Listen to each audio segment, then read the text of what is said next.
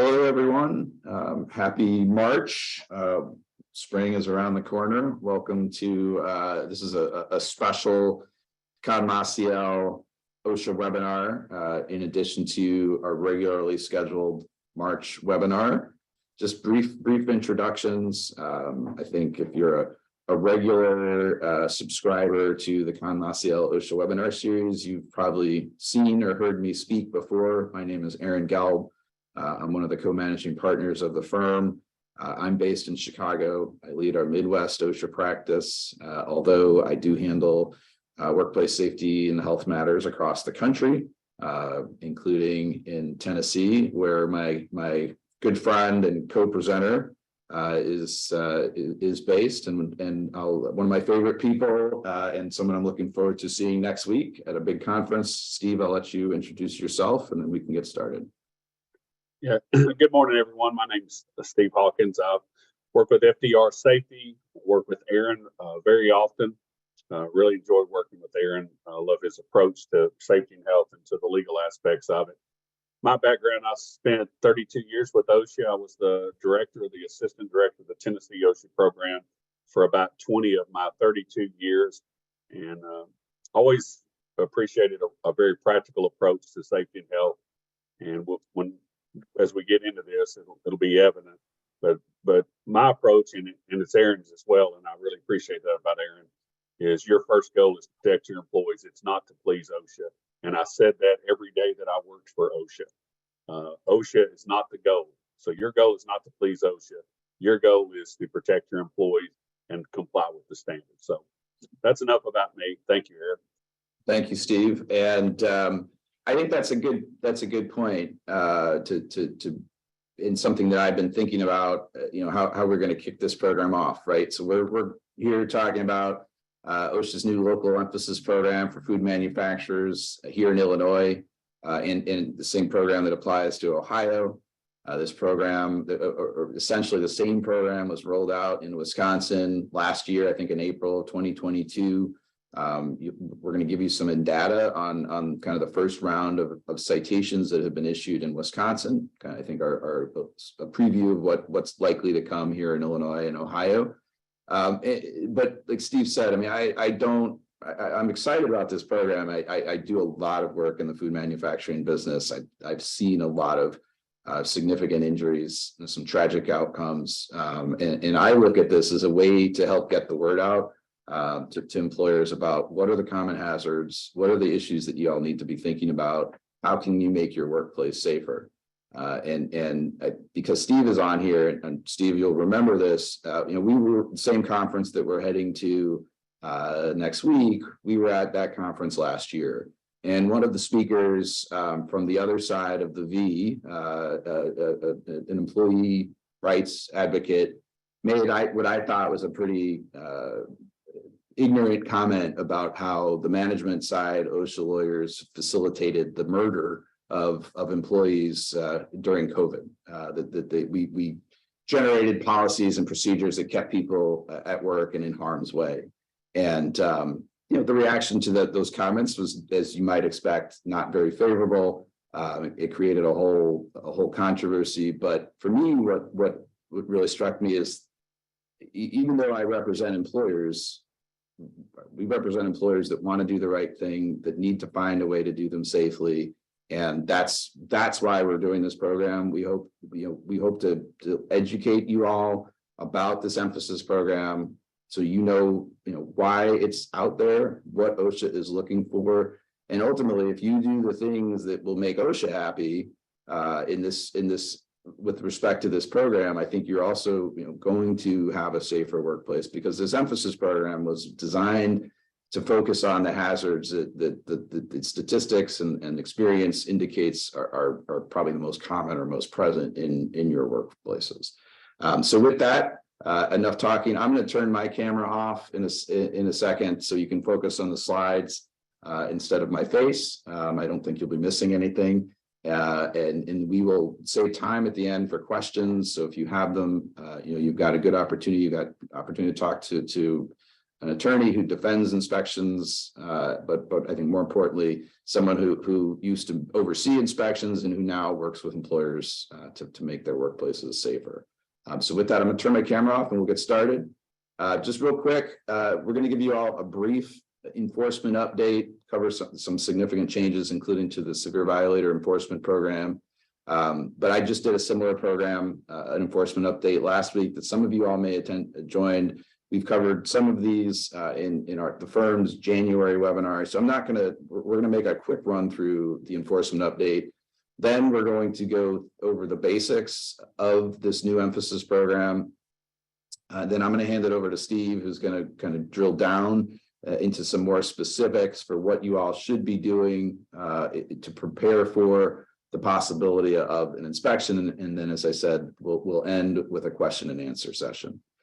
So if you've been paying attention to the trade press or you read OSHA's press releases, you're kind of a political junkie, you may have heard that they're from high on up in the Department of Labor, the kind of the marching orders to folks in the field, particularly at OSHA and other agencies, is to use all the tools in your toolbox.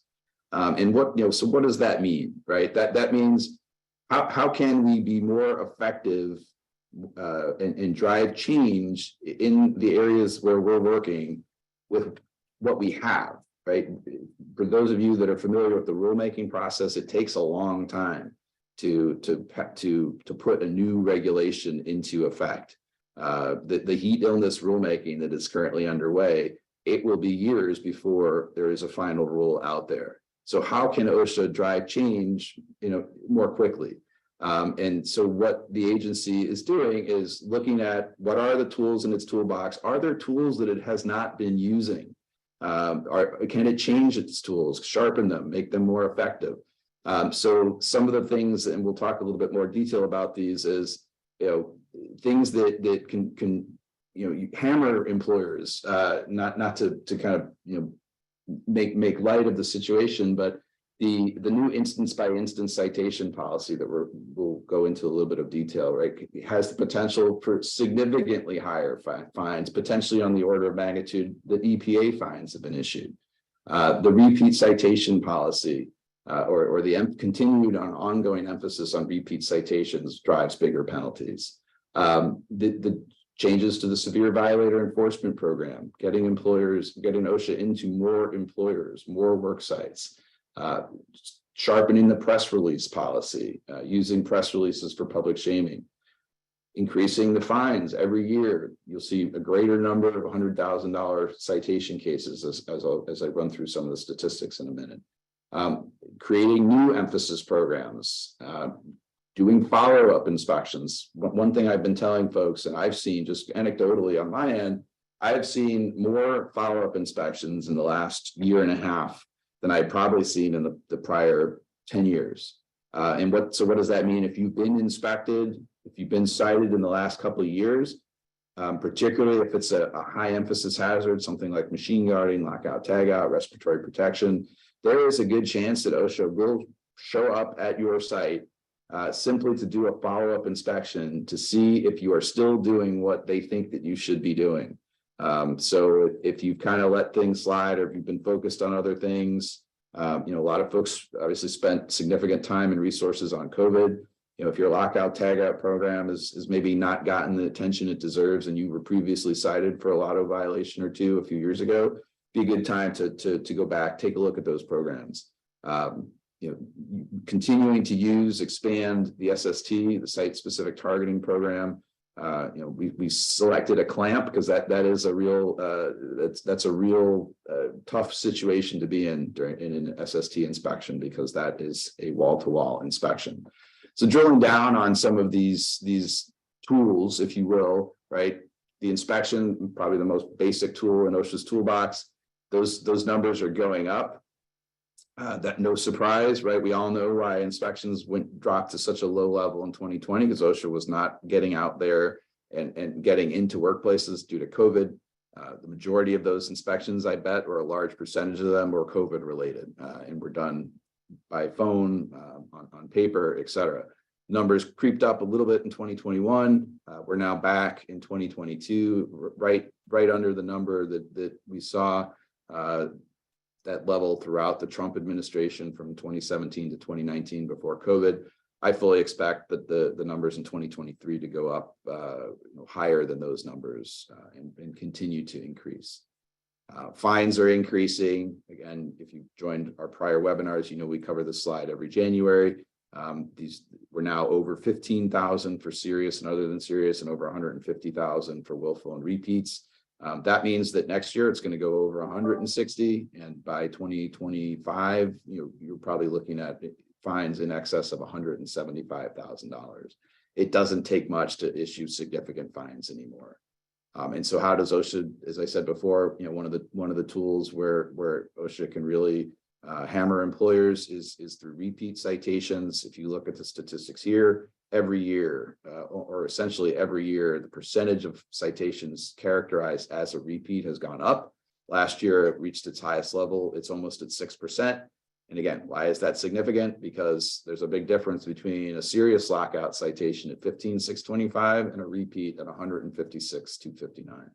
And if you get 2 or 3 repeats, right now you're looking at close to $500,000. How does OSHA do that? They treat all facilities within your corporate family as one workplace. They look back farther than they used to, expanded that look back period from 3 to 5 years. And consistent with what I was just describing with follow-up inspections and targeting programs and emphasis programs, they find ways to get into your workplace even if there has not been an incident. Building on this theme further, right? Last year, pretty high number. We couldn't draw the graph high enough to really, I think, demonstrate the accurate height of 343.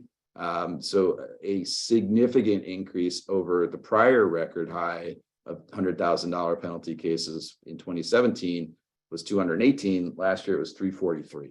And I expect that number to probably be in that same area, if not higher again this year. Why?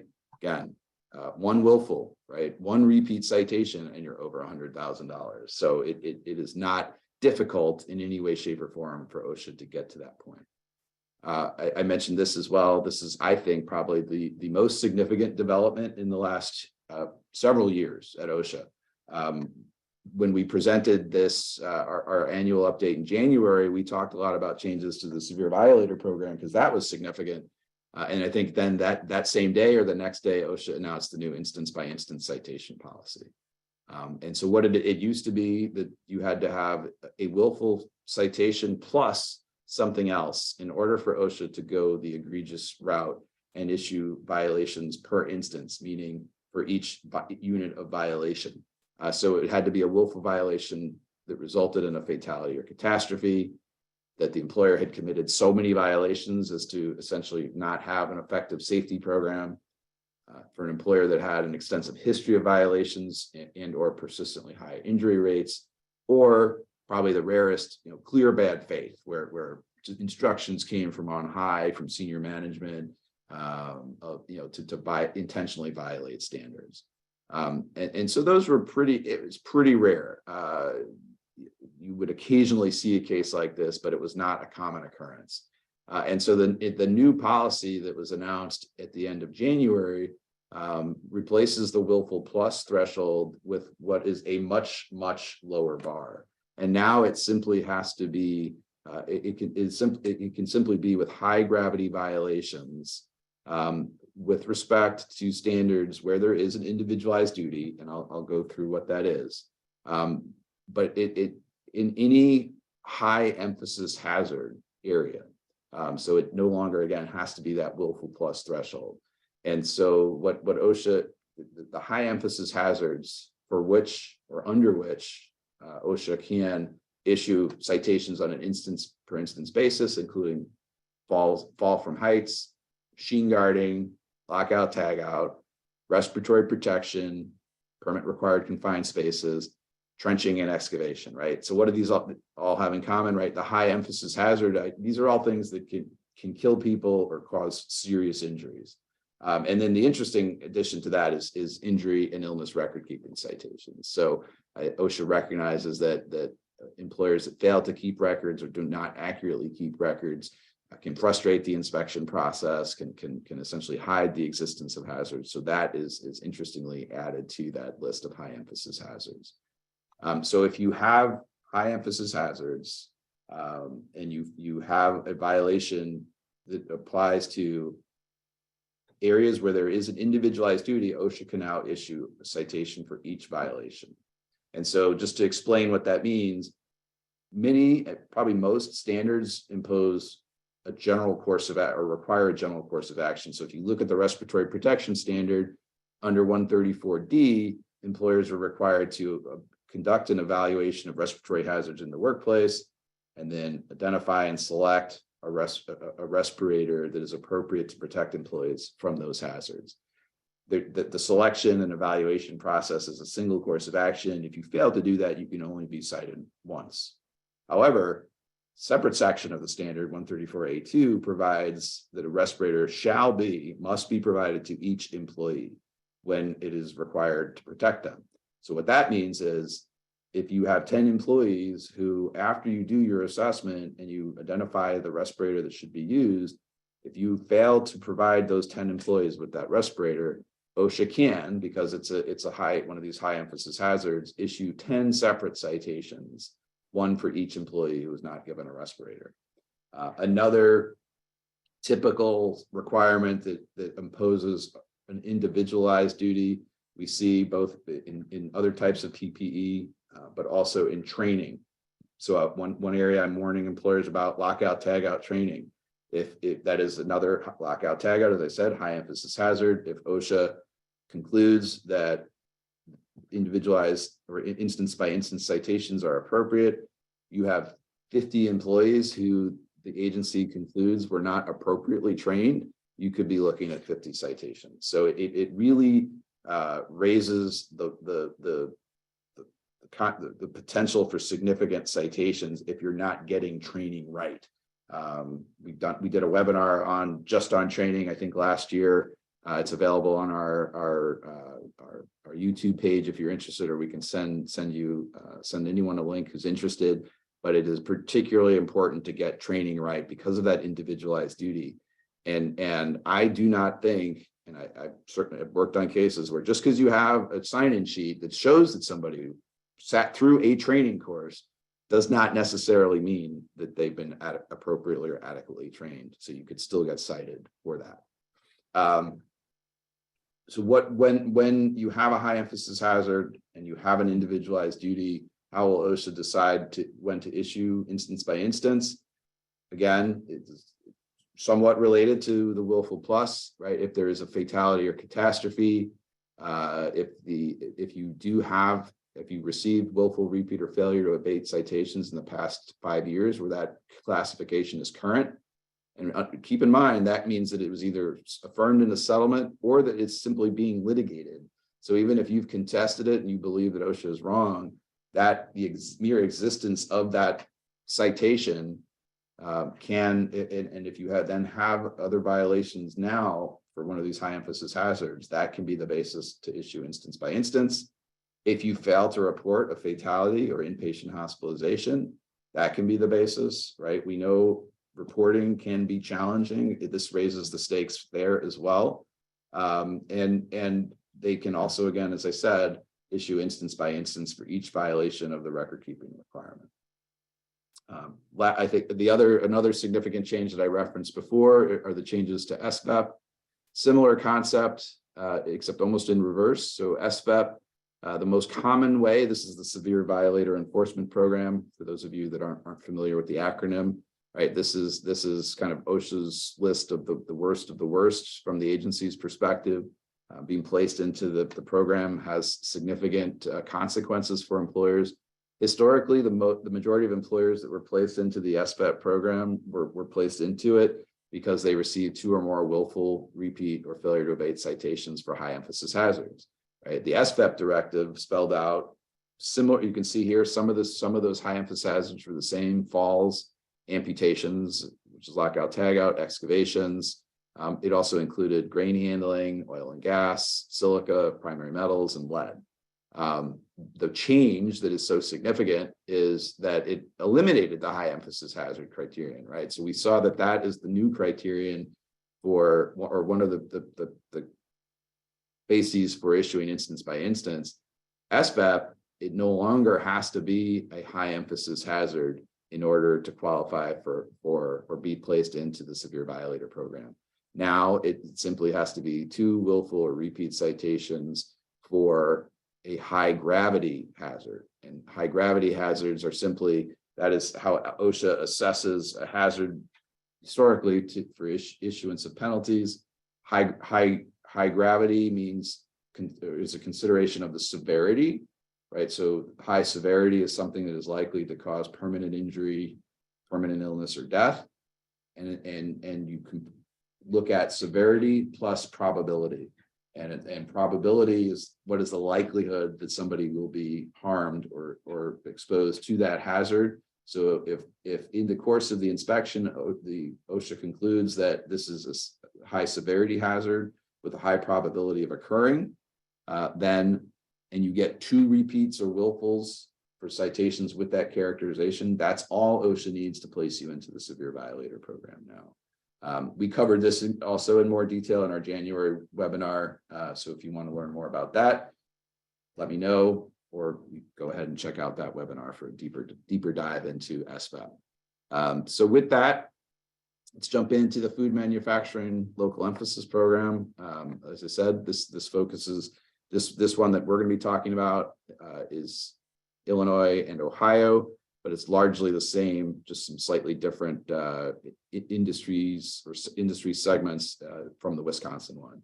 So why food manufacturing? This is taken from the directive that OSHA issued when announcing the program, that there are common issues that OSHA sees in the industry, ineffective or absent guarding on production machinery, deficiencies in your hazardous energy control program and methods, so your lockout tagout program, your procedures, various aspects of the program, inadequate training, right? And so what happens as a result, OSHA receives reports and reviewing illness and injury records, high rate of fractures, amputations, cuts, lacerations, punctures, but then also chemical burns, thermal burns. And so what I think is probably one of the most interesting and significant aspects of this emphasis program, in addition to looking at your servicing and your maintenance, your production, your guarding, that OSHA is going to be looking at sanitation because of the hazards that are associated with the sanitation activities. That's where a lot of employees can suffer chemical burns from the cleaning chemicals, thermal burns from hot water, also exposure to moving equipment if lockout isn't used correctly. So that is probably if you had told me before this program was announced that a program like this would be created, certainly would have expected the emphasis on lockout, tagout, and guarding. Not surprised by sanitation, but it shows that OSHA has given a lot of thought to what they're going to be looking at and the reasons behind that. So who's covered? This slide, these 2 slides list the NAICS codes, the industry classifications of the employers, again, here in Illinois and Ohio that are covered by this program. You can see on the first page, so sugar and confectionery manufacturing, fruit and vegetable preserving and canning, dried and dehydrated foods, dairy product manufacturing, animal slaughtering and processing, and then kind of the catch-all with a whole host of other food manufacturing companies, snack foods, nuts, coffee and tea, syrups, et cetera, et cetera. If you have questions about your operations in Wisconsin, happy to share with you the NAICS codes, which are slightly different in that state as well. So again, just this emphasis program that we're talking about, Illinois and Ohio, the related emphasis program, Wisconsin, all part of Region 5. This is a big issue or area of focus for the regional administrator here that really has, I think, long seen this industry as having some unique hazards or particular focus on these hazards and a focus on, you hear us use the term forgotten shift, which is the typically that overnight shift where there's less supervision, less oversight, That's when sanitation occurs, sometimes production. And so there is that focus on what happens when there's less management around. So how are you selected for an inspection under this LEP? If you've heard me talk about emphasis programs before, one of the reasons why I bang the drum so much about them is that you can have a 300 log with nothing on it. You can have a perfect year, not a single injury, illness, slip, trip, fall, nothing recordable, no complaints, everybody's happy, you're a safety leader. But if you are in this industry and you can be picked, selected randomly from a randomly generated list, as OSHA works, the area offices work down those randomly generated lists and be subjected to an inspection, and refusing entry is not going to work because your inclusion on that list is the basis for getting into your workplace. So that's kind of the I don't want to say scarier possibility because it's unexpected. The other thing to keep in mind is because this emphasis program is out there, if you've ever received one of those notice of alleged hazard letters where OSHA's received a complaint, this is what it is, and they ask for you to respond in 5 days. Now, typically, what we're seeing is that if an employee or whomever makes a complaint about your workplace and it involves the issues that are the focus of this emphasis program, it involves lockout, tagout, machine guarding, sanitation, etc. Instead of sending that letter, OSHA will show up and do an in-person inspection. So this is one of the tools that it's using to get into your workplaces where in the past it might not have done so. And in addition to that, so we're talking about a random inspection based off your classification. We're talking about an in-person inspection of a complaint that might previously have been handled by mail. But then the other one then is expansion of an inspection for another reason. So OSHA comes to your facility, there's maybe an accident happened on the loading dock and someone was hospitalized, or there's an amputation, maybe unrelated to the manufacturing process. If OSHA comes out for a complaint or for an incident inspection, they're going to do their homework before they show up. And if they see that your site is one of the covered NAICS codes, there is a good chance, very likely chance, that they will then show up to inspect that issue or that incident and then expand their inspection or open a related inspection into or under the food emphasis program, food manufacturing emphasis program. So you could have kind of two separate inspections or two related inspections going at the same time. So what will these inspections look like? For by and large, they're going to start off like any OSHA inspection does. The compliance officer will present themselves. They'll wait to be taken into a conference room, presumably. This is my plug to make sure that you know what to do when OSHA shows up, that you have an inspection team, people know what their roles and responsibilities are, that you've got whomever it is, whether it's your safety consultant, your attorney, either Conn, Maciel, or wherever. Hopefully it's someone who is an OSHA lawyer, not someone who just dabbles in the area. Have them on speed dial. Know that you can ask them to wait a reasonable amount of time. That may differ from area office to area office, but just have a plan. Know what to do if they show up, particularly if you're in a covered industry, likely to potentially be visited as one of these emphasis programs. Once they begin their opening conference, they will verify your NAICS code. They will then request your 300 logs. They're going to begin you have 4 hours to produce those. They will go through that log. They will look for injuries, illnesses that relate to the areas of focus for this emphasis program. They're going to ask for a copy of your lockout tagout program, likely ask for some number of machine specific or equipment specific procedures, scrutinize your authorized and affected employee training. I assume they're going to look at your periodic inspections. And then they're going to look at and review, likely observe your sanitation operations. And that may happen that same day. It may happen that night. I know from talking to one area office that their plan is to send the inspector later in the afternoon to begin the inspection. And that person will, if they finish their initial floor walk, possibly go to a local restaurant, work on their notes, and then come back that evening on the midnight shift to actually observe sanitation taking place. So you need to be ready for that. So that when they go out on that floor for that initial walk around, what are they going to be doing? They're going to be observing your employees interacting with food production machinery. They're going to evaluate machine guarding. They're going to look for in-running nip points and pinch points, catch points, shear points, rotating shafts, other moving parts. As I said before, they're going to assess the thermal hazards, and that's both hot or cold, right? You can get a burn from very cold equipment just as you can from hot equipment. They're going to look at the sterilization, sanitation processes, your refrigeration. You may have ammonia in your processes. If you're over 10,000 pounds, right, you're going to be subject to process safety requirements. But even if you don't, that's a significant hazard. They're likely going to ask questions about your refrigeration systems and your emergency response and training for what to do in the event of an ammonia release. They're going to also look at and evaluate the potential for chemical burns from the chemicals used during sanitation. If servicing and maintenance is taking place, they're going to watch it. They might video it, take photographs. They're going to look at or ask about jam clearing, both in production, food products as they're going down the line.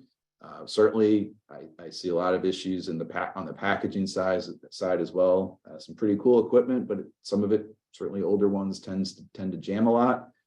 It's quite often that folks reach in to clear those jams, particularly on the packaging side, and in some cases on the production side, through an interlock door.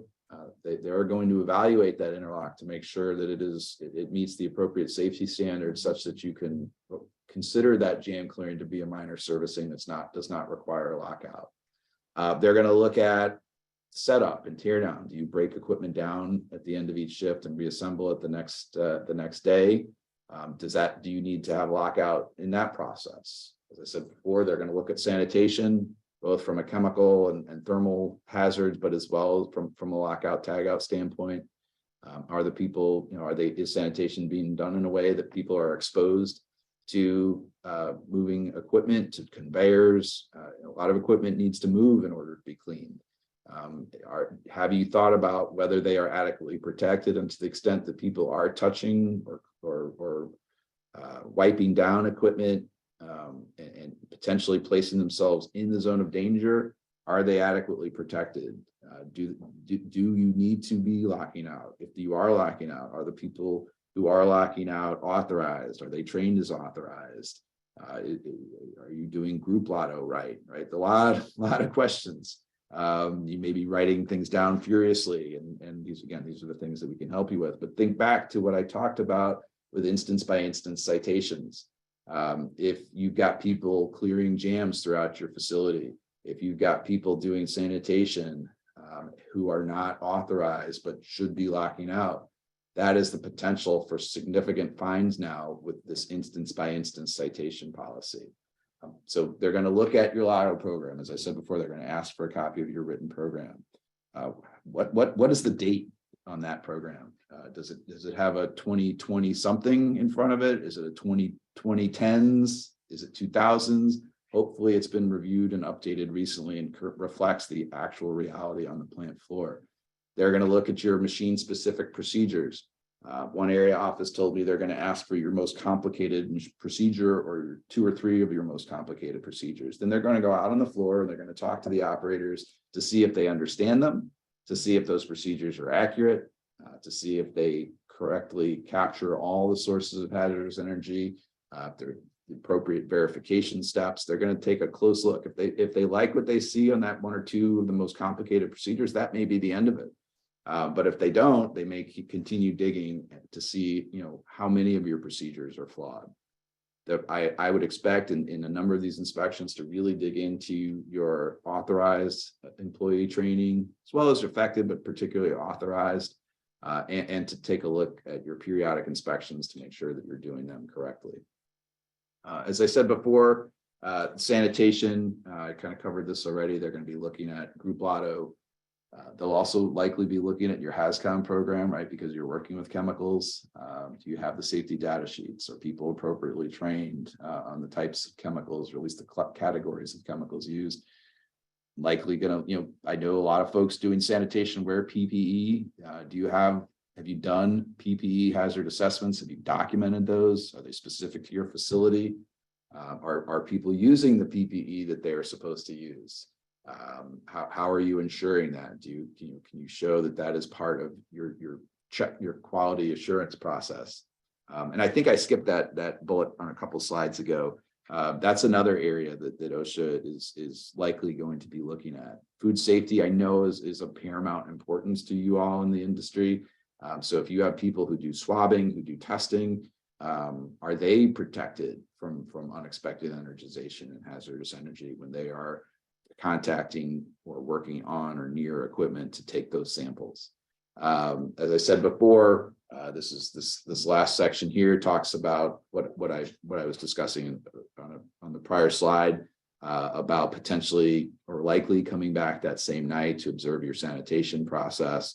If you use third-party contractors, either to supplement your labor force or kind of more of a turnkey approach where a company comes in and it's their employees and their supervisors that are doing sanitation, you still need to make sure that you've exchanged lockout programs with that entity that you discussed. Make sure that they are doing things the right way. If those contractors are supplementing your labor force, are you making sure that the people being sent over have been trained and not simply relying on what the agency is telling you they're doing? As I mentioned before, this is some pretty recent data as of just earlier last month, towards I think first week of February. This data was current, so you can see these are the citations that were issued to date. Only a handful of the Wisconsin inspections opened under the emphasis program in Wisconsin have reached that point. So there are a lot of open inspections with more citations to come. But you could see, right? We talked about HAZCOM, talked about PPE, in some cases confined space, but really the big ones, lockout, tagout, and machine guarding, right? I think they've pretty much hit almost every section of the lotto standard, from C1 not having a program, C4 procedures, C5 hardware, C6 periodic inspections, C7 training, and then 147D for the not applying or using.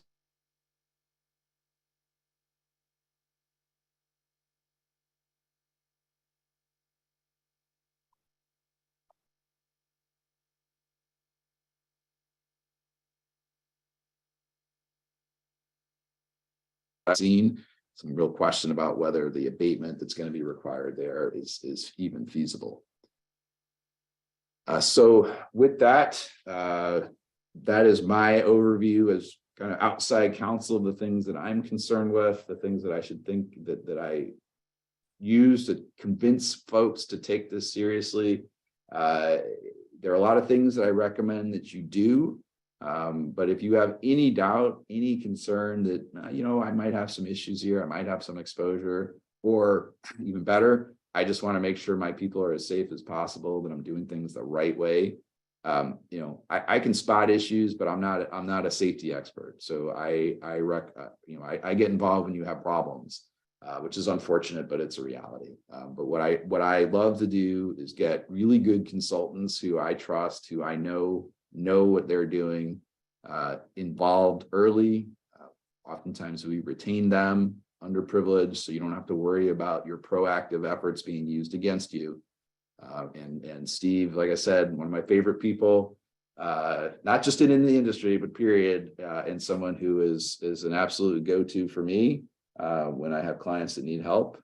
So Steve, I'm going to turn it over to you and let you take us through your perspective on this issue.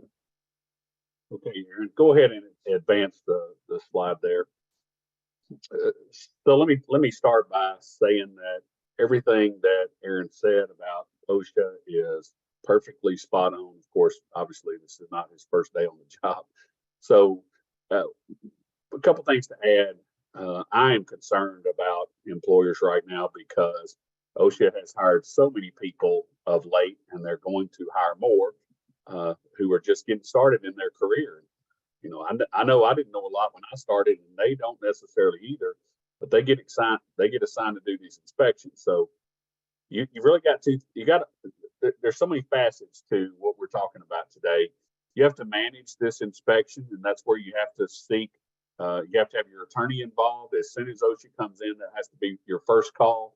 And if you think this is anything more than depending on how prepared you are as to whether or not you need a specialized attorney who knows the OSHA law. I dealt with lots of attorneys in my time with OSHA. When the experts came in, they know just as much or more than OSHA knows, and they can do a better job. So as you get into this, if you're not prepared and OSHA comes to your facility to prepare to perform an inspection, you have to get legal counsel. So we're not going to talk a lot about that. So let's talk about what OSHA is going to look for when they come in. They're going to look at your OSHA 300 log. They always do. They're going to ask for copies. One of my bullets on this slide is when they ask you for a copy, you've got 4 hours. It's actually the last bullet. You got 4 hours to provide that. So you need to always have your OSHA logs up to date and accurate and ready to provide to OSHA within 4 hours. It is one of the very few requirements that has a time frame. So Aaron said they're going to ask you for a copy of your programs. I would suggest to you to negotiate yourself a window. Say we'll get those to you as soon as we can. I would have your counsel review those before you send them to OSHA, but don't feel compelled to give them to them immediately. If they say, I need it right now, you don't have to. But if they say they need this OSHA 300 log, you have to provide it, and you have to provide it within 4 hours. So what's important? The first question to ask yourself, are you maintaining the logs, right? And then the second question is, are the logs accurate? Do you have the right number of lost days or restricted days? Do you have those counted properly? And then the one that OSHA can almost always issue citations for is, did you complete the log in sufficient detail? And I gave a couple of examples. The description of the injury, the parts of the body that are affected, or areas where you'll see sprained wrist. And OSHA will issue a citation because you didn't say which wrist, and you didn't say stitches. It'll just say stitches. That'll be all that's on the entry. And then OSHA say, okay, stitches where, what caused it. You look at the OSHA 300 log. I will just tell you to err on the side of caution and record as much information so that a person could read it and have a good idea of what happened and what did it happen to, right? Which part of the body. Are they posted? They have to be posted from February 1st until April 30th. That's right now. So if OSHA comes in and says they're not posted, that's a citation, obviously. And then, are you required to submit those electronically? All the NAICS codes and the LEP are included in this food manual, are required to submit those electronically if you have more than 20 employees. And then if you're not doing that, I would tell you to go to the OSHA site and look at who's required to submit their OSHA 300A, the summary, to OSHA electronically, and do that. Most compliance officers will check to see if you're required to do that and if you've done so before they even start the inspection. So don't give away free citations to OSHA. Go do what you're supposed to do. Okay, Aaron. So the next slide. Let's talk about lockout, tag out, the control, and what we're talking about. The slide title is not exactly right. What we're talking about is controlling the release of hazardous energy, right? So mostly we're talking about electrical, we're talking about steam, we're talking about gravity, we're talking about any energy source where you have potential energy and it could be released while you're performing one of these activities that's covered, like servicing, maintenance, clearing jams, and cleaning and sanitation. Food manufacturers, it seems like sanitation is that's where we're ripe for improvement, right?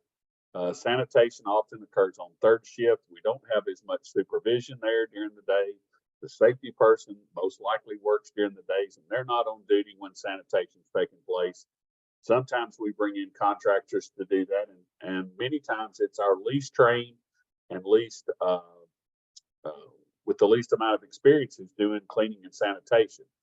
And so just know that cleaning and sanitation, when you remove a guard and you go in to clean, is going to be covered by the lockout tagout standard, and you have to control the release of hazardous energy while that person is performing that operation. So pay a special attention to your sanitation. There is an exception, that's minor servicing, tool changes, and adjustments that take place during normal production that are routine, repetitive, and integral to the use of the equipment. And the third bullet is the most important. They're completed under an effective alternative procedure that protects the employee, right? If you have those, they need to be in writing and they need to be posted as well. I've got several bullets as we go through here, so let's go to the next one. When you're looking at your energy control program, this is what OSHA is going to ask to see. They're going to say, we want a copy of your lockout tagout program, right? They'll say lockout tagout. Everyone on this call should be thinking lockout, right? We're not generally thinking about tagouts. We're not using tags in lieu of locks. We're using locks, right? And so things that are included in that document are training records, machine specific procedures, how you're going to do your periodic inspection. That's what's in that program that OSHA is going to ask for. The bullets on the screen came straight out of the standard. Typically what that program is going to include is the purpose, scope, responsibility, basic lockout principles, training, how you're going to do the training, who's going to do it, what constitutes training, the procedures themselves, which is, in my opinion, the most important part of this whole program, and then your periodic inspections, which have to at least be done annually, and how you handle outside contractors coming in to work in your facility. Let's talk about how important that is. If an outside contractor gets injured and OSHA comes in, they're coming into your shop, right? They're coming into your factory, and they're going to expand that inspection to include you, especially under this local emphasis program. So you've got a vested interest in contractor safety. Let's all be sure we're not thinking, oh, it's a contractor. We're not responsible for that contractor. We can stick our heads in the sand and we'll just hope that they have a lockout tagout program, right? We can't operate that way. They have to know that they're required to lock out when they come to your facility. You don't have to do it for them. You don't have to give them your program, but you better make sure that they know what they're doing when they come in, and you assist them because you know your equipment better than they do. So next slide, that's what they're going to ask for. You want to have that program ready. So I think, in my opinion, this is just my opinion, that the machine-specific lockout procedure is the backbone of this standard. It is the most important part. It's the part, if you're going to double down and really spend time getting it right, this is where you want to start. It's required for all machines and equipment that are more complex than a simple cord and plug piece of equipment like a bench grinder or a drill press, where you just unplug it, lay the plug in front of you, and change the belts on the drive belt to the drill press, or you change out the wheels on the bench grinder. Anything more complex than that should have a written procedure that is in writing. Obviously, I said written. That means it's in writing. In writing, ideally with photographs of where the lockout points are, and a step-by-step procedure, just like I have on the screen, that says this is the purpose, this is the machine or equipment, this is how you identify it. It's the X machine. What the purpose is to de-energize this equipment and protect our employees for unexpected energization before they perform servicing or maintenance on the equipment, including clearing jams, or like doing cleaning and sanitation, like Aaron talked about. And then a set of step-by-step instructions of how you shut the machine down, the fact that you clear the area of other workers who might be present, who might be injured or be exposed to a hazard while this operation is taking place. And then the lockout steps, the specific steps, as simply as you can write them, of how you're going to control the energy of this that's present at this machine from being released while you're working on it, which generally that means, how do you keep somebody from getting shocked? How do you keep the machine from moving? How do we keep from dumping steam right on a person while they're working? How do we keep something from falling due to gravity, like on a part revolution or full revolution power press, depending on what work you're doing on it? how are you going to control these energy sources that are present step by step, as simply as you can state them. Prepare the startup after the work's completed. So you're going to reverse those steps. What do you want your employee to do before they start up the equipment? What is the restart procedures? And a reminder to notify the area employees before you restart the equipment. And so you're looking for that ideally, and you can take exception if you want, but I will say this: it goes a long way to establishing your credibility with OSHA if this is posted on the machine and they say to John or Steve or Juan or whoever is working on that machine, where is the lockout tagout procedure for this piece of equipment? And that person can walk right over to the control panel, and there it is, posted or attached. And they say, here's the policy, here's the procedure that I follow to de-energize this equipment before we perform maintenance or servicing on this piece of equipment. Here it is. If they say, I think it's in the office somewhere, you're already in a mess, right? Because that OSHA person, if they're competent, is going to say, well, let's go find it. And believe me, you're not going to be able to step in and go, oh, let me run and get that for you, ma'am or sir, and I'll bring it back to you. They're going to expect the person who's performing this work or expected to perform this work to know exactly where it is. And what's better than having it in color, laminated with photographs right at the machine in the most simple language possible? What's better than that? I'm going to tell you there's nothing better than that. There's not a computerized system that's better than that. There's not, I'll go get the big giant book and we'll find it. We'll look for it while you're under pressure, while the person with OSHA is holding their camera and their notebook and their pen right there. Just think how that's going to go down. Think about this. Think about if it's, and what you really want to do, because this is how you protect your people. You want it to be second nature for the person who's asked that question, because they go refer to it every day. And I realize if there's two energy sources and they lock it out twice a day to do a tool change, no, they're not likely to look at that, but it needs to be right there and it needs to be accurate. It needs to reflect exactly what is there. So if you've made a modification and it's got a picture of the valve where the valve used to be, or the electrical disconnect used to be, and now it's not there, OSHA's going to be all over that. So, but Steve, that the reality is, right, that person's not there every day. So there may be a temp, there may be someone who's covering for them on vacation, someone needs to step in. And so even though the person, like you said, that does the procedure twice a day, knows how to do it and doesn't have to consult it, there are going to be people that don't. They're still authorized and they're still hopefully trained, but they may not be as familiar with it. And the reality is, like you said, if it's in an office in a binder, the likelihood that that person's going to stop production longer than necessary to go get it is unlikely. The other thing that I just wanted to call out among the steps itself, that I probably see the most common citation under procedures is for not having verification spelled out.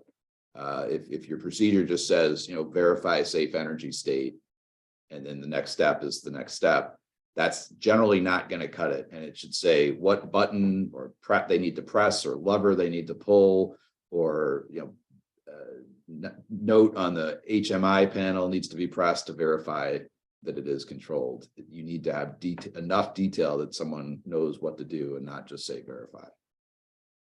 So to add to what Aaron just said, and those are all perfect comments, and the verification step is part of the shutdown, and then you verify.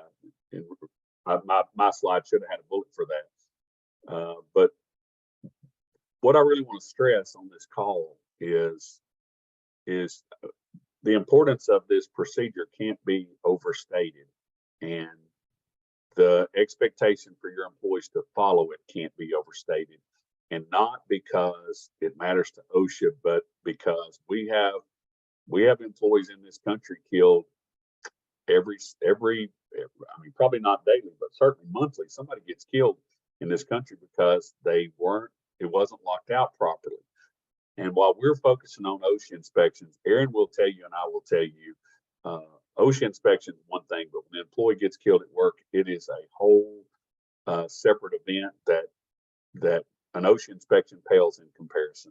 So the reason you want to do this is because this is what keeps you from having to call 911 and go, oh my God, somebody just got crushed by this machine. Because OSHA's coming in for sure, but that I could tell you in my 32 year career that I dealt with families, it is, and employers, it's a terrible event for everybody. So the reason we want to do this right, I have to say it, is not because of OSHA. So already covered the first bullet, posted at or near the machine where everybody knows where it is. All authorized employees, as defined in the OSHA lockout tagout standard, the Control of Hazardous Energy standard, is all authorized employees are trained on that procedure. And that includes the one that Aaron just talked about. That's your regular machine operator, as well as the person who's just filling in, as well as the temp who just got trained and you're just trying to keep the operation going. You have to stop and train them to the authorized level, teach them how to follow that procedure, and then make sure that they do, whether they've been there 20 years or 2 days, right? You have to do that before you expose them to this hazard. And then the next bullet is bold, that all employees are expected to follow that procedure, and you have to check to make sure that they do, because they won't. I investigated a fatality at a bag manufacturer where the employee had been there for about a month, and they said, hey, you need to lock that machine out before you make that repair. And he said, I know what I'm doing. I'm tired of you being on my case about this. They went to the front office to get the safety director and the plant manager. And when they got back, this guy was dead because he didn't lock the machine out and it moved in a manner that he didn't anticipate. And he got killed while they went to get the safety person. So you got to make sure, this is just like your seatbelt. It's only good if you follow it every single time and you click it when you get in your car and you start your car. That's the only way this works. And you have to have, I'm not going to suggest that you have zero tolerance, because I'm not a big fan of zero tolerance policies, but you got to take this seriously. And whoever your best guy is, if he doesn't follow it, and maybe he gets one chance and then a second chance and that's it, a one and done, you got to be willing to fire that person. You have to make sure that people follow that procedure. The last bullet, address the control of all potential, the emphasis on the word all potential energy sources that could be a hazard to the person performing the work. That's what the procedure has to address. How are you going to control those, and how are you going to eliminate that movement or the release of that energy for the person who's performing that work? Okay. Next slide. We're going to talk about this periodic and annual inspection. This is an OSHA boondoggle. It's in the standard. There's several letters of interpretation. There's also some information in OSHA's compliance guide that tells their compliance officers how to enforce this standard. But this is, if anything needs correcting in the lockout tagout standard, it's probably this, because it is not perfectly clear. This does come from letters of interpretation and from the compliance guide, but it says periodic inspections, that's at least annually, is an inspection of the energy control procedure, that specific control procedure, or if you have 10 machines that are substantially similar, it could be one of those that covers all of those. It could be the review of that energy control procedure that covers all those machines.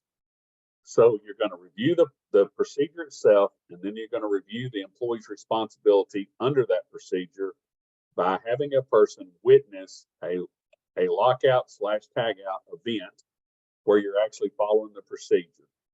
And the person who does that has to be trained and authorized they have to be trained to the authorized person level. They can't be a person that's participating in the actual locking out of the equipment. And you have to do that at least annually. So that's really pretty much a review of all of your written lockout tagout procedures, the machine specific procedures, and a review of each employee's responsibility under the lockout tagout program. So it's not necessarily each person on each procedure, but it is each person and it is each procedure. Okay, so you have to do that. And it includes a conversation between the inspector and the person who's actually following and implementing the procedure on a piece of equipment, and that they followed it correctly and they understand what their role is in this lockout machine specific procedure that we just discussed. And the purpose is to identify problems with the procedure or problems with the employee following the procedure. That's the goal of the periodic inspection. Now, I'm going to tell you that 9 times out of 10, OSHA comes in, they can find a problem with your periodic or your annual inspection, usually because you didn't do it. And then after that, it's like, did you do it correctly? Did you touch all of your written procedures, and did you cover all your employees, right? And so then you're required to create a certificate that certifies it. Now, when I say a certificate, that can be a log, that can be any way that you can certify that this periodic inspection was completed.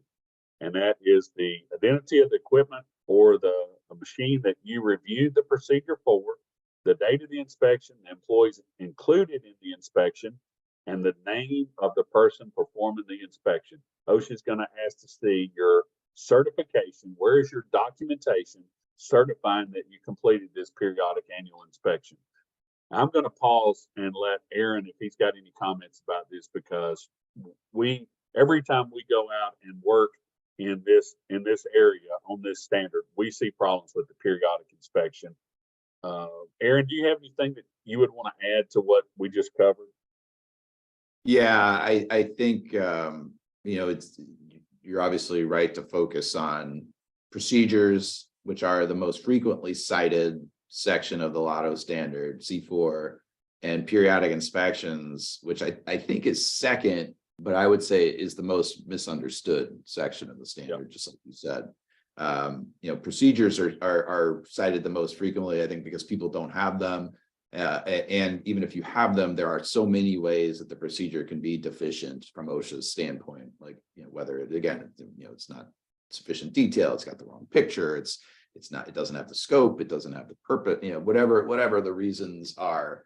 But periodic inspections, the number of times where I've had clients and even sophisticated safety people, and those of you that know lockout inside and out might be surprised at this, but I've had experienced safety people tell me, no, it's only done on a calendar basis, or, I didn't see somebody locking out when I went out to do my periodic inspection, so I didn't do them. Or, we observe someone doing it we have an authorized employee observe another one doing it, but then there is never that review of the procedure, which is required under the second portion of the standard. So even if everybody doesn't have to be observed, you do have to review that procedure with everybody reasonably likely to perform it. And that is the part that I see most frequently that is not done. And there are a lot of different ways to go about doing that. It's one of the reasons why I always refer folks to consultants like Steve, who can help you figure out the best way to do that, whether it's setting out to do periodic inspections, whether it's through floor walks, whether it's pulling the team together to observe one person doing the procedure and then discussing it live on the floor, whether it's in a classroom setting where you put all the procedures that are used in a department up on the screen and you will go through each one and discuss it. If you step back and think about, these procedure or the elements of the standard are interrelated for a reason. Right. So you have to have the procedures, like Steve said. It's essential that you have them. It's essential that they be accurate and effective so people can use them to lock out pieces of equipment. And then you need to do the periodic inspections, look at those procedures every year and make sure that they are still accurate and effective. And when you're doing the periodic inspection, you should set out really for two, but I would say 3 reasons. One, doing a periodic inspection communicates to your employees the importance of locking out. And that comes from the preamble to the standard. You should you're setting out then to make sure that the procedure works. In other words, that it actually controls all the sources of potentially hazardous energy in that piece of equipment. And third, that the employees who use the procedure understand it. So you might, through a periodic inspection, find a procedure that has an error in it. It's inaccurate. It omits a sort of type of energy. It misses a step. The verification is confusing, whatever it is. But you also might find out either through when you're observing that one employee or when you're reviewing it with everybody else that someone doesn't understand the procedure. So the procedure works, but for whatever reason, they don't get it. And so they have a question, and then you retrain them and you document that retraining. Or you may surface that one employee, every time they take this one step, it doesn't work. The machine keeps going. So you found now a flaw in the procedure that way. So if you think about these two things work together, the two requirements, to having the procedures and verifying the procedures.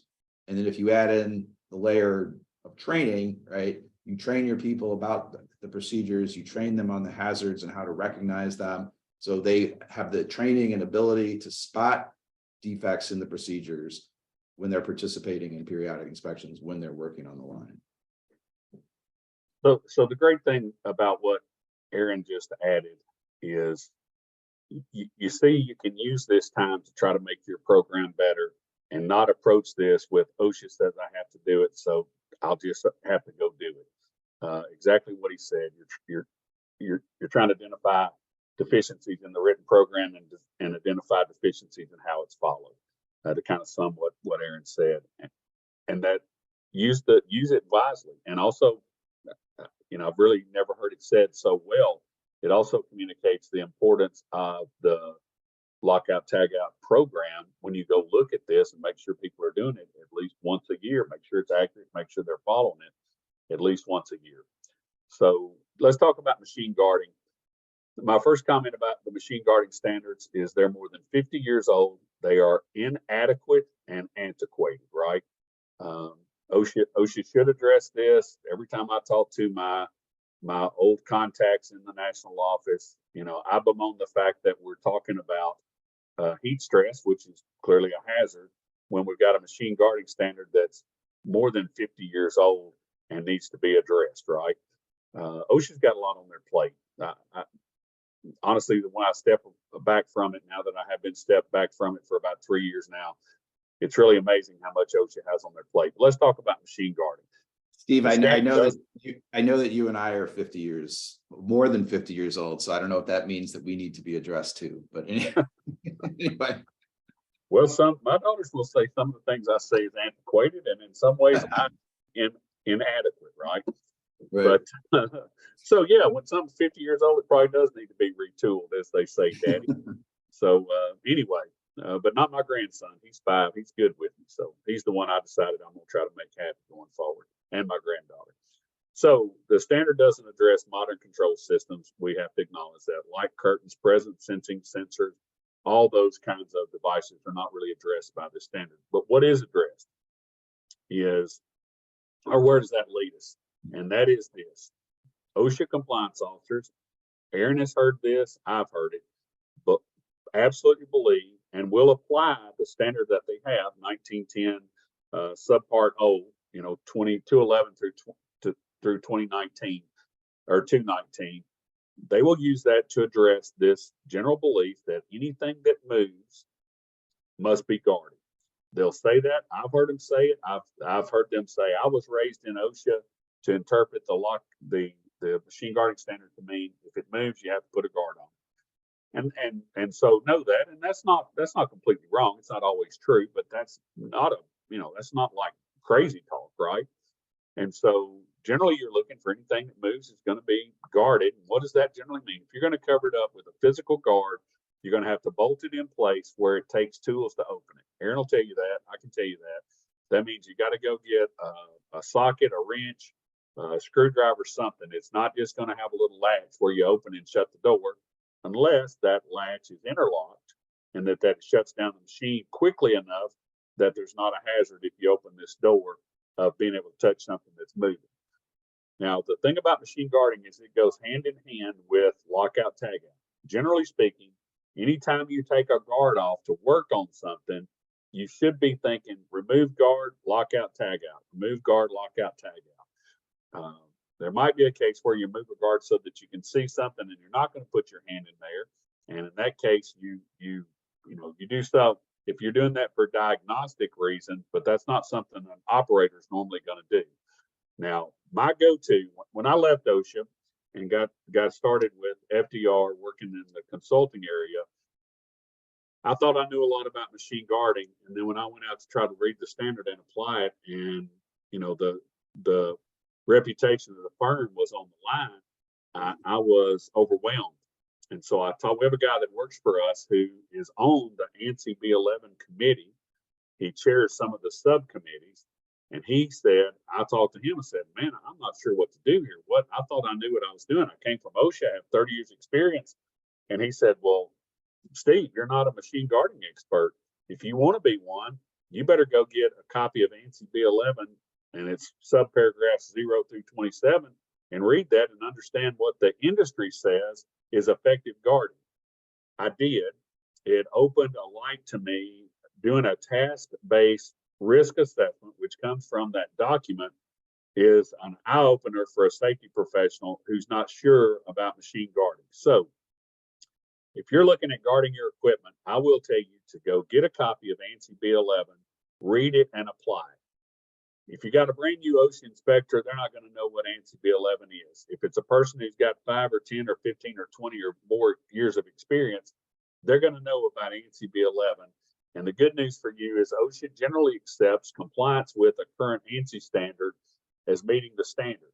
Because right now, this standard is so brief and so inadequate that it's left up to interpretation by a compliance officer.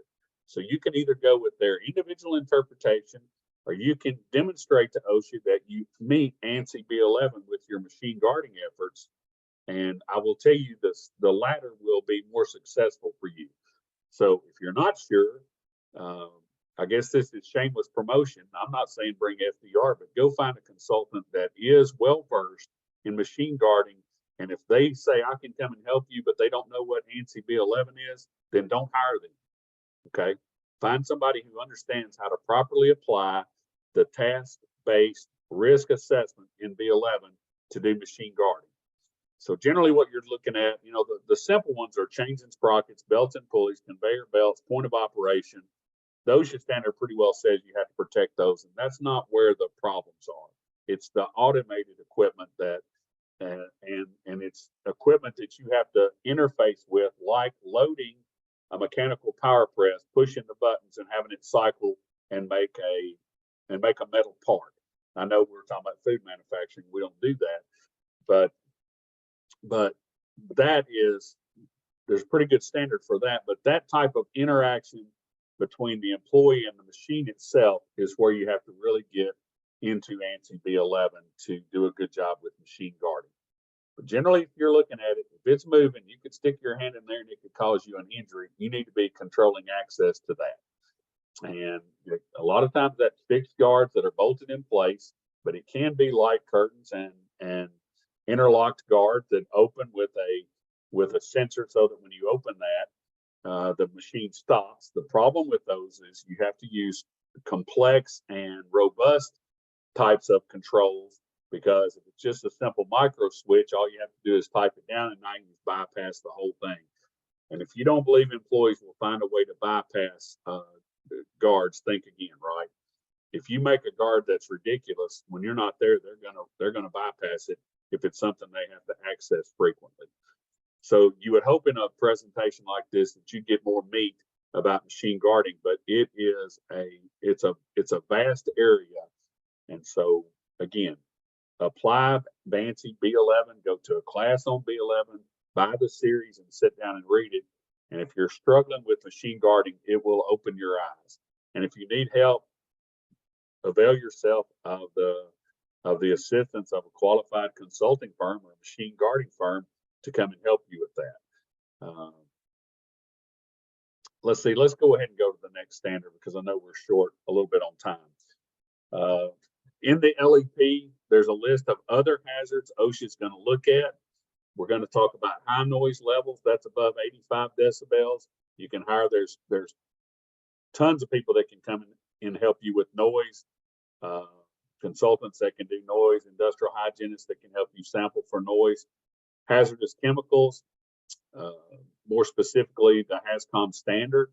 Know that you have to have all your cleaning chemicals, all the chemicals that you use. You have safety data sheets, that you train your employees and that they know where those safety data sheets are and they've been trained about the individual chemicals or the classes of chemicals.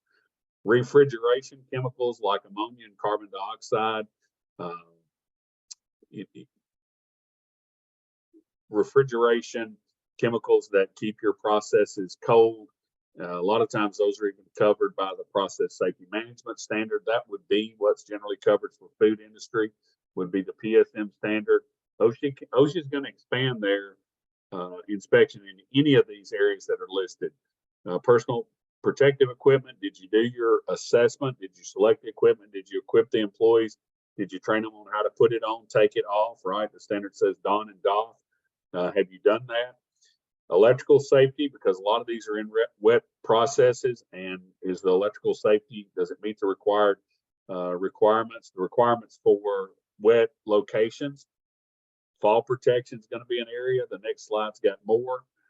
The next slide's got additional areas that OSHA is going to look at. So let's go ahead and see that one, Aaron. We could talk an hour on each one of those, right? And so here's more. Walking, working services, permit required confined spaces. There's a really good standard for permit required confined space entry. If you comply with it, it will make your workplace safe. It is a complex, robust requirement. It's a good one. OSHA, it's the opposite of the machine guarding standard. It's fairly new and it works really well. Combustible dust can be an issue if you have flour operations. Sugar, we all know about the Imperial sugar explosion that leveled a whole facility, right? Struck by hazards, bloodborne pathogens for your first aid response folks, emergency evacuation plans and procedures. And for some food manufacturing operations, it could even include temporary labor camps. So that's just a list from the LEP of other standards and other hazards that might be present that OSHA is telling their compliance officer to go look at these things. So if you're a food manufacturer, you've got to know that OSHA is going to come and look at these areas as well. Depending on what your operation is, combustible dust may not be an issue. But if you've got more than 1/32 of an inch of dust, flour dust, on top of flat surfaces in your facility, OSHA is going to identify that and issue a citation under the general duty clause for not controlling combustible dust. And it is, everything on there is a genuine hazard. None of that is just OSHA's got this rule and we have to comply with it. Those are all hazards that can be present that you need to address in preparation for being inspected, but more importantly, to keep your employees safe.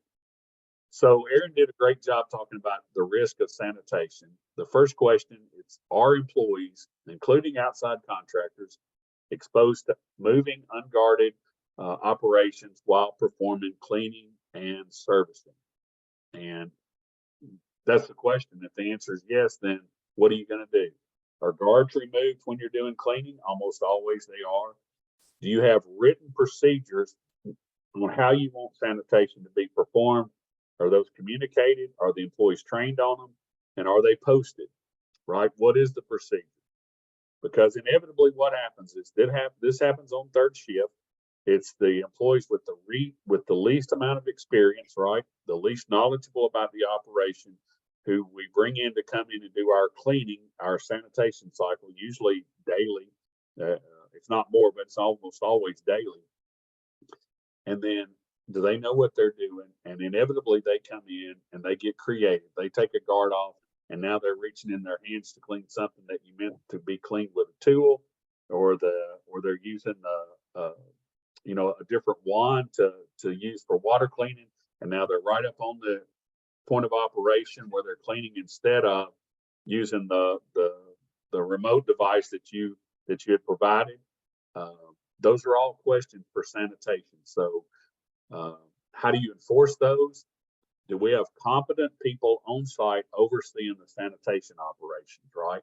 Because where's the safety manager when we're cleaning? He's at home asleep in his bed, right?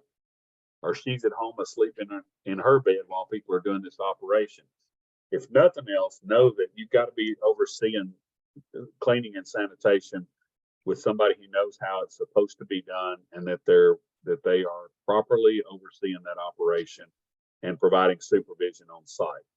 And then last bullet there, are sanitation employees trained to the authorized level as defined by the standard under your lockout tagout program, under your control of hazardous energy program?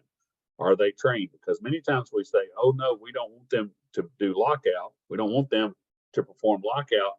But the fact that they removed a guard and they're cleaning is maintenance and servicing. It absolutely falls under the scope of the standard. And OSHA is going to issue you a citation for not locking out I'll say it again, but more importantly is that's how people lose digits, that's how they lose limbs, and that's how they lose their life when they're doing cleaning and servicing, like we're talking about, sanitation operations, and they're not fully locking the machine out, or nobody told them to, right? So remember, lockout, tagout, and machine guarding, it's all over the sanitation operation, right? Sanitation begs for lockout, tagout, and machine guarding by nature of the work that you're doing, especially the control of hazardous energy. So be thinking about that. So kind of in summary, review your OSHA 300 logs. Be sure that your lockout, tagout, your control of hazardous energy program is in full compliance with 147.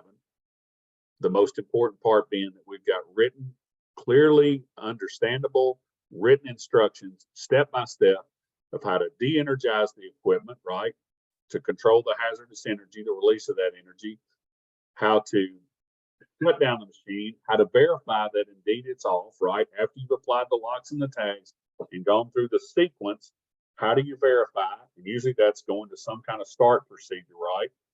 Have you warned everybody in the area? And then how are you going to reverse that and bring it back online? Is the machinery properly guarded? And I would suggest that you use ANSI V11 as your standard to try to determine if you're meeting that. Review the list of other hazards that we just went over, and do you have all those squared away?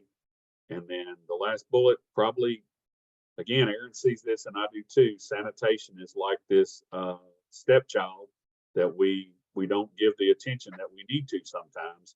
Have we fully addressed sanitation safety and the removal of guards and the application of lockout, tagout to those equipment, to the equipment that's being cleaned and sanitized? And are we properly supervising that sanitation work? Okay, Eric, I'm sorry, Aaron, I'll turn it back to you. Yeah, I think that's pretty much coincides or jives with what I am recommending to folks to do. You know, like I said, towards the end of my portion, pull out your written program, make sure that it accurately describes how lockout is currently done, the conditions at your facility. If you downloaded a basic lockout tagout program from the internet and just plugged in your company's name, I would highly recommend that you take a closer look, and because that's probably not gonna pass muster. Hopefully most folks have not done that, but I do see that from time to time. Take a look at your training. If you're relying entirely or primarily on online training, a pre-recorded module, particularly one that is not site specific, you need something that's more robust than that. Your authorized employees really should be getting hands-on training with the procedures, the types of procedures that they are going to be using. They need to be oriented to the equipment in your facility, so they recognize the types of hazards that are out there.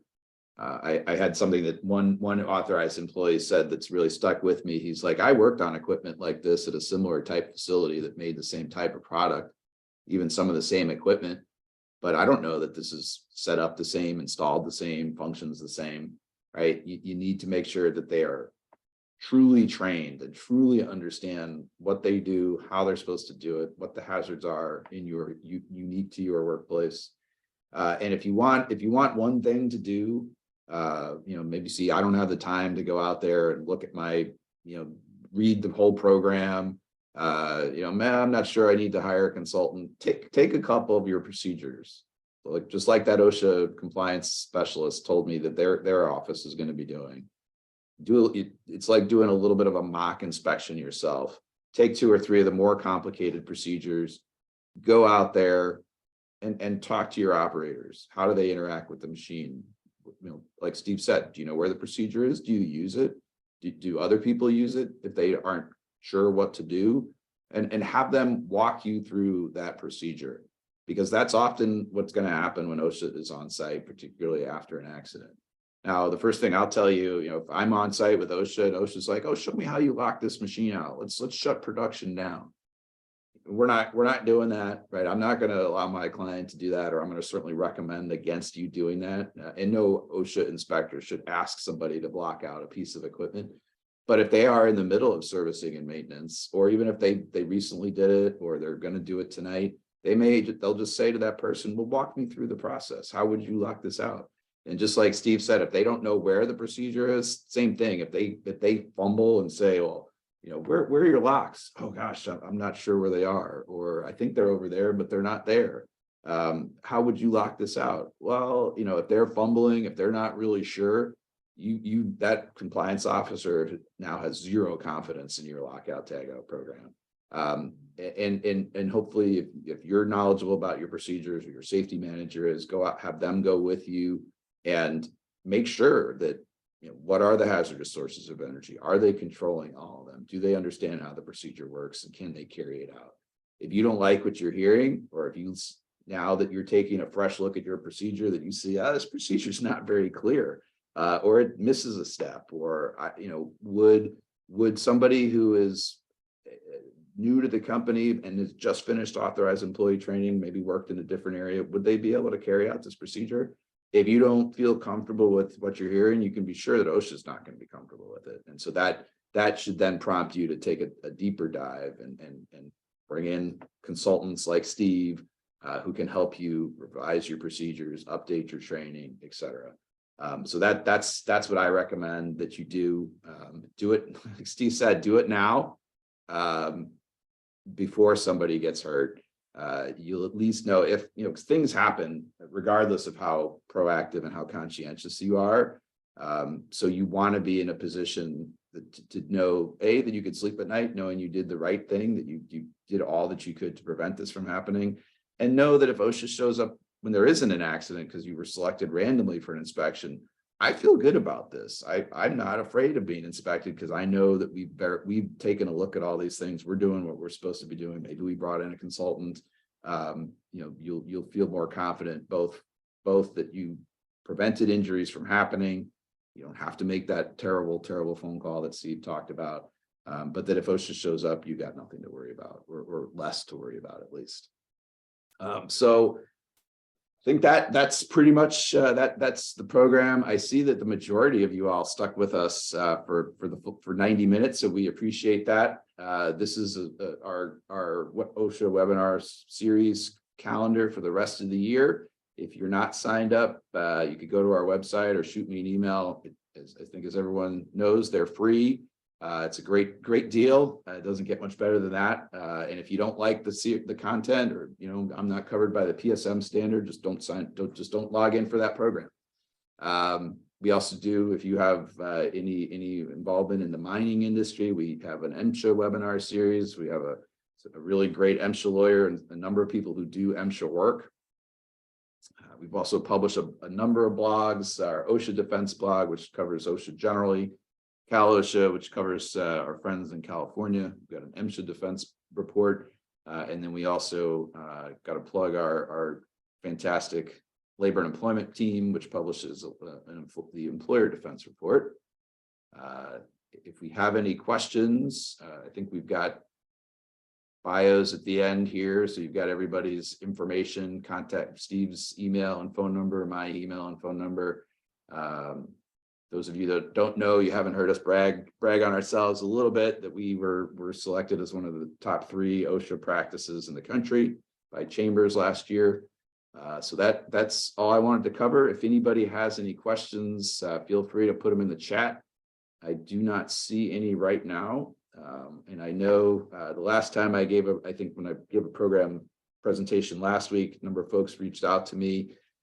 Always happy to talk, happy to answer questions. Can't really give legal advice if you're not a client, but I'm still happy to talk and point you in the right direction, connect you to Steve, or just going to talk about how we can help you. So hearing no questions and seeing nothing in the chat, hopefully that means that we've answered them all, and everything, you know it all now, and you know what you need to do. If a question does pop up, either later today, next week, next month, just give either or both of us a call, and we will do our best to help you. So Steve, thanks for joining us. Any last remarks that you want to close with? No, just we appreciate the opportunity to present to you, and I just never feel like I can say it often enough. The purpose of doing all this work is to make a safe workplace, because you do not want to go through a serious injury or, God forbid, a fatality. I'll leave you with this one thought. I had a lady who lost her husband. She was about 65 years old. She came to my office. We explained to her what had happened, and basically her husband knew to do something and he didn't do it, to wear a harness. He had the harness on, but he didn't complete the step of connecting it to the location on the cherry picker on the articulating boom lift. And the lady looked at me and she said, "I don't know why my husband wouldn't have done this for me." And so part of our challenge here is, of course, to meet these standards, but it's also to motivate our employees to do what we've asked them to do. And one of the things that I found to be most effective is to remind folks that if you take a risk with your own safety, you're basically putting your family at risk, because the lady went on to say, if I don't get this full amount of this workers' comp settlement, I'm going to lose my home and I'm going to be homeless. And I'm raising my granddaughter. We lost our daughter to breast cancer. It was the most impactful interchange I ever had with anybody about safety and health. And I thought, wow, that's right. You do this because you're doing it for your family and all the people that count on you, not just for yourself. So if you can use that in trying to motivate folks to follow the lockout tagout, let's remember why we're in this. I loved my time with OSHA, but we're not in this game for OSHA. We're in it for the people who work in the facility. As Aaron said, we got the lady that made the comments at the ABA last year. We appreciate everybody on this call who worked through COVID, because COVID lasted a quick minute, and I'm glad I got to eat, right? Weren't you, Aaron? So thank you all for continuing to make food for all of us while we were all at home working and saying, oh, we're working remotely. But, the grocery store, people still had food, right? So that doesn't go unnoticed by me. So thank you all for making food for all of us. And thank you for attending. That's all I've got, Aaron. Thank you. Thanks, Steve. And thank you, everyone. And again, please don't hesitate to reach out with questions. We're here to help. We want to help you all make safer workplaces, have better outcomes, and really share our collective experience. We've worked on a lot of inspections with food manufacturers. We've seen far too many ways that people can be seriously hurt and killed. Each one is unique, and each one comes with learning lessons that we can share. And I can't go over all of them in this program, because unfortunately there are too many to talk about. But each one is unique, and a lot of times we see things that we look at, why on earth did that person do that? We never would have expected someone would go under or crawl into or reach into a certain area, and they do. And they usually are not doing so for nefarious reasons, because they're a bad actor. It might be a temp who's trying to impress somebody. It might be someone who comes from another country where they were expected to put themselves in harm's way. And even the best training doesn't reach them where they are. And so when you look at things from our perspective, and that's why I think, hiring OSHA counsel that knows what they're doing, hiring safety consultants who have been on the enforcement side, brings a different perspective. And so we're happy to share those learnings with you all to help you make a safer workplace, so you don't have to make, like I said, those phone calls. And if and when OSHA does show up, that you feel good about what you're doing. So with that, thanks, be well, stay safe, and hope to have you on a future program. Thank you.